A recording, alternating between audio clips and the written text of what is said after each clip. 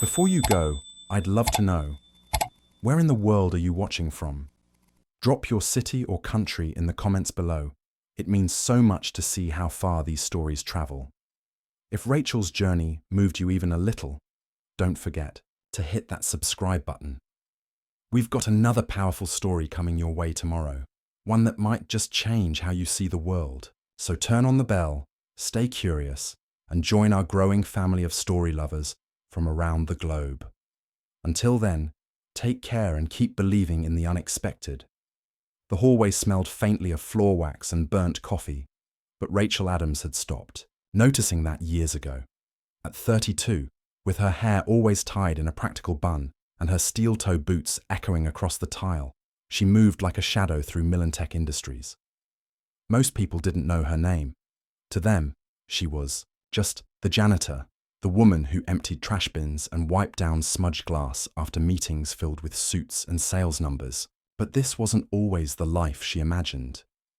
10 years ago, Rachel had been a rising star at Ohio State, double majoring in German and legal translation. Her professors called her brilliant, disciplined, intuitive, the kind of student who read between the lines and translated with surgical precision. She had dreams of working in international law, maybe even joining a multinational firm. But then came her mother's diagnosis: degenerative spine disease. The medical bills piled up like unpaid snow, and the scholarships didn't stretch far enough.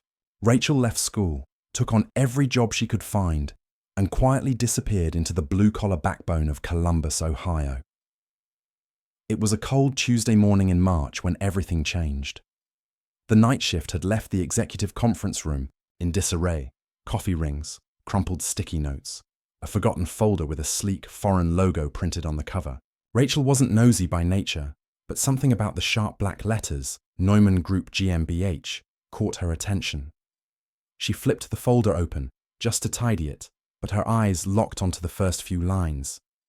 Legal German, corporate transfer, agreements, deep, structured language she hadn't seen in years. Her brain sparked, like a match struck in the dark. There it was, Clause 14b, stating that if any misrepresentation in financial reporting was discovered, the company's German partners reserved the right to remove the current CEO and assign temporary management fluent in legal German. Rachel's heart pounded. Was this real? Was this contract even signed yet?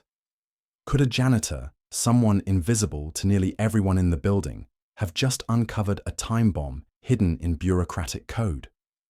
Her hands trembled slightly as she tucked the folder back under the clutter, but her mind was already racing. She hadn't translated anything formally in years, but the structure was still there, solid, unshaken. A decade of silence couldn't erase the foundation of who she was. She didn't know what this clause meant in full, not yet, but something inside her whispered that it mattered, that this wasn't just a fluke or a coincidence, that maybe, just maybe, she had been in the right place at the right time for a reason. Rachel took a long breath and looked around the empty conference room. For the first time in years, she didn't feel like a ghost. She felt like someone who remembered how to fight. Rachel couldn't sleep that night. The words from the contract echoed in her mind like a steady drumbeat. Temporary management fluent in legal German. It wasn't just a clause. It was a key buried in plain sight. And now that she had seen it, she couldn't unsee it. Her shift had ended hours ago, but instead of heading home, she sat alone in the janitor's closet, her makeshift war room, surrounded by rags, bleach bottles, and an old notebook she hadn't touched in years. Under the flickering fluorescent light, she began translating the entire contract, line by line, red penning each term with focus so sharp it almost hurt. By midnight, her hands were shaking, not from fear, but from purpose. Rachel had no idea what she would do with the translation yet, but her gut told her one thing. Someone was hiding something, and this document was their mask.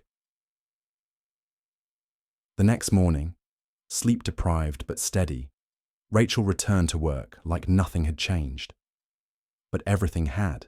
She clutched the translated pages tightly in her bag as she scrubbed floors and emptied bins. No one looked at her twice, until she crossed paths with Tyler Brooks, the head of operations. He gave her a nod. Not a casual one, not polite or dismissive. No, it was deliberate. He had seen her in that conference room yesterday. He knew something had happened. Later that afternoon, as she was cleaning near the executive wing, she heard him. Douglas Kane, the CEO, voice sharp as broken glass, barked. Through the corridor, "Miss Adams," Rachel turned. He stood in the doorway of the conference room, arms crossed, his stare as cold as the Ohio wind. "I trust you had time to finish your little translation project." He was smirking, but behind it was tension. Something tighter, more anxious than arrogance. Rachel stepped forward and handed him the folder without flinching. Kane flipped through it, his face paling as he read deeper. "Clause 14, he muttered, almost to himself. Then louder. "You think this is some kind of game?" His voice rose, but Rachel didn't blink. "You asked me to translate it," she said calmly. "That's exactly what I did." Kane's laugh was dry and bitter. "You think you're some kind of hero in a legal drama. You're a janitor with a dictionary. Don't get ideas." But someone else had heard. Tyler Brooks had stepped into the hallway, arms folded, listening. "Mr. Kane," Tyler said evenly, "I'd like to review that contract myself." The tension crackled like static. Rachel's pulse raced. She had expected dismissal, maybe a threat, but not this. Not backup. Kane's face twisted. "Fine," he snapped, storming off with the folder in hand. Tyler turned to Rachel, his voice low. "You know what you found, don't you?" Rachel nodded, barely above a whisper. It could be everything. Tyler looked at her for a moment, then said something she didn't expect. "Then we'd better make sure it doesn't disappear." That night, Rachel didn't go home. She couldn't. Her legs carried her straight to the downtown public library, one of the only places left with reliable Wi-Fi and zero questions asked. She slipped into a corner booth, opened her worn-out laptop, and stared at the screen. Her bag rested beside her, stuffed with 2 sets of documents. The original contract from Newman Group and her own translated version, marked up in red ink. Next to them sat a manila folder that Tyler Brooks had quietly handed her before they left the office. Inside, the real financial reports, the numbers that CEO Douglas Kane had never intended anyone, especially their German investors, to see. For a moment, Rachel hesitated. This wasn't just about her job anymore. If she hit send, it would start something she couldn't stop. But then she thought of her mother, of the workers who depended on Millantech to put food on their tables, and of the way Kane had laughed in her face like she was a joke. Her hands stopped shaking. She opened a new email, addressed it to Lars Neumann, the lead delegate from the German investment group.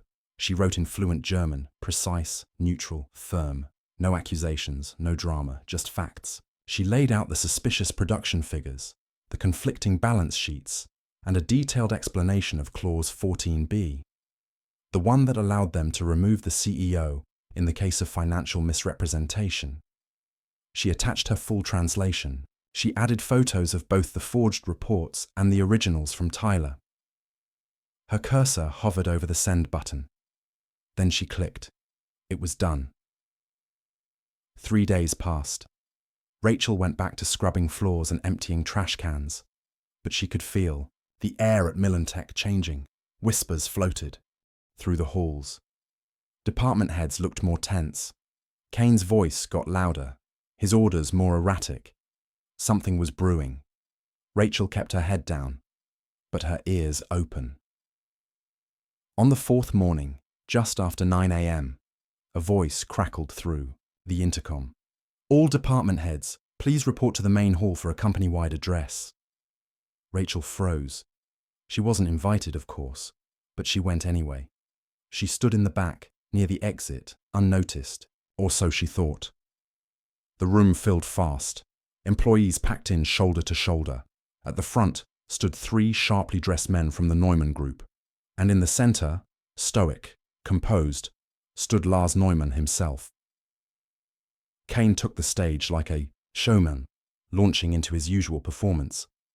"Today marks a bold new future for Millentech," he boomed. "A partnership built on strength and—" Lars raised a hand. "Mr. Kane," he said calmly, "before we continue, we've reviewed your financials and this contract, including Clause 14b. Kane blinked. "We'll be conducting a full audit," Lars continued. "And if findings confirm discrepancies, we will invoke our right to appoint new leadership." Kane's face drained of color. His jaw tightened. "Who gave you that translation?" he snapped. From across the room, Tyler Brooks tilted his head, just slightly, toward Rachel. And that's when Kane turned, eyes locked, finger raised. "You," he said, voice cracking. But Rachel didn't flinch. She stood taller and said nothing at all. The room erupted in a wave of murmurs, gasps, and stolen glances. CEO Douglas Kane stood frozen, his face a patchwork of rage and disbelief. His finger still pointed, trembling. But Rachel Adams didn't move. She didn't need to, because Lars Neumann had already stepped forward, calm and unwavering. "We are not here to debate status, Mr. Kane," Lars said, his voice cool. "We are here to protect an investment and ensure it is built on truth." Within seconds, security approached. Kane exploded into protest, red-faced and shouting about conspiracies and betrayals, but it was too late. He was escorted off the floor, the heavy doors slamming shut behind him. Silence followed. For a moment, all eyes turned, not to the Germans, not to the board members, but to Rachel. She didn't know what to do. She felt exposed, vulnerable, like she had stepped out of the shadows only to be lit on fire. But then Tyler Brooks moved beside her and said softly, "You did the right thing." That afternoon, Rachel was called into the very boardroom she used to clean. Only this time, she wasn't holding a mop. She was holding a folder. Neumann and two of his colleagues waited for her, papers spread out in front of them. "You knew the risks," Lars said, motioning for her to sit. "I did," Rachel replied, gripping the armrests of her chair. "But I couldn't stay quiet and watch the company fall apart." He leaned back, studied her. "We're appointing interim leadership while we conduct the full audit. We need someone who can help us translate legal documents, navigate US compliance laws, and coordinate communications. Someone we trust." Rachel blinked. Are you offering me a job?" "I'm asking if you'll accept it," he replied. The words hung in the air like smoke. Her heart raced. Her life had changed so fast, it hadn't caught up with her yet. She looked around the room, the same room she'd scrubbed just days ago, and now, here she was, being asked to step into a leadership role by people who didn't just see her resume, but her integrity. "I accept," she said, her voice clear. The next day, Rachel moved into her new office. It wasn't flashy, just a repurposed meeting room with a dusty bookshelf and a chipped desk, but it was hers. She showed up early, stayed late, annotated contracts in both English and German, and slowly earned the respect of the very people who once walked past her without a second glance. Every day brought a new battle, lost invoices, outdated systems, workers unsure if they could trust her, but she never backed down. Tyler was always nearby, offering backup when she needed it, quietly defending her in rooms where her presence still raised eyebrows. Rachel didn't ask to be in this position. She hadn't chased power or titles. She had chased the truth, and now she was responsible for it. And as she looked out the window onto the factory floor, humming back to life, she realized something. She wasn't cleaning up someone else's mess anymore. She was building something of her own. 3 months passed, but it felt like a lifetime. Rachel Adams still showed up every morning in the same sneakers, with her hair tied in a no-nonsense bun and a leather notebook tucked under her arm. Her office smelled like dust and ambition, and though the nameplate on the door was temporary, the work inside was anything but. Millentech was under reconstruction, not just physically, but spiritually. The company had been gutted, the rot exposed. Ghost contracts, fake inventory reports, and debt that had been buried deeper than anyone dared to admit. The fallout had been messy. Some department heads resigned. Others were fired. A few whispered that Rachel was the reason their world had collapsed.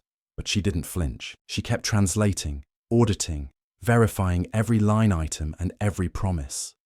When morale dropped, she met with workers one-on-one.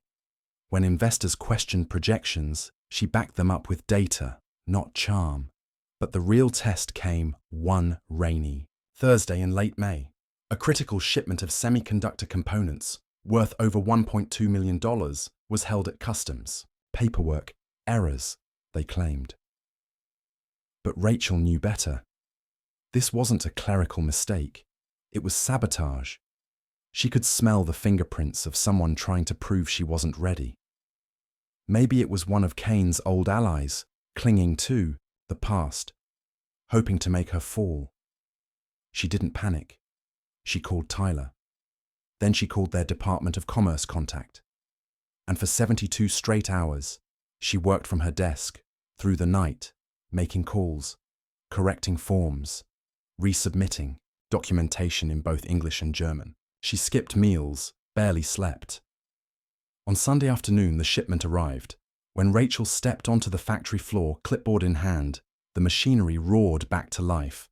Workers clapped, not wildly, not theatrically, but with quiet gratitude. It was the kind of applause that meant everything. She didn't hear her name shouted. She didn't need to. Their eyes said it. You saved us. A week later, Rachel brought her mother, Helen, to visit the factory for the first time.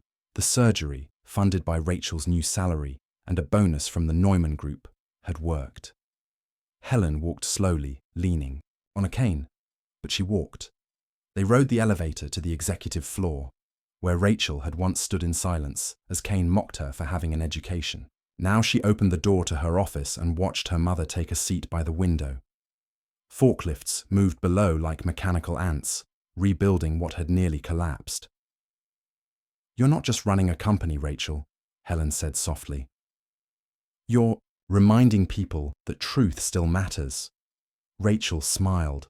So do people. On the 1-year anniversary of the contract signing, there were no fireworks, no speeches, just handshakes, fresh coffee in the cafeteria, and a quiet pride that flowed through the hallways. That Friday, Rachel passed a new janitor, a girl no older than 20, head down, unsure. Their eyes met. Rachel smiled. Welcome to Millantech, she said. The girl blinked, surprised. Thank you, Mom. Rachel nodded and walked on. This wasn't a fairy tale. This was earned. Now that you've heard Rachel's story, I want to hear yours. Have you ever felt underestimated, overlooked, treated like your voice didn't matter, only to discover later that you held more power than anyone imagined? If you've ever been in a situation where you had to choose between staying silent or standing up for what's right, share it in the comments below. Or maybe you're watching this and thinking about someone in your life, a mother, a friend, a mentor who sacrificed everything and never got the recognition they deserved. Tell us about them. Let their story be seen. And while you're here, let us know. Where in the world are you watching from?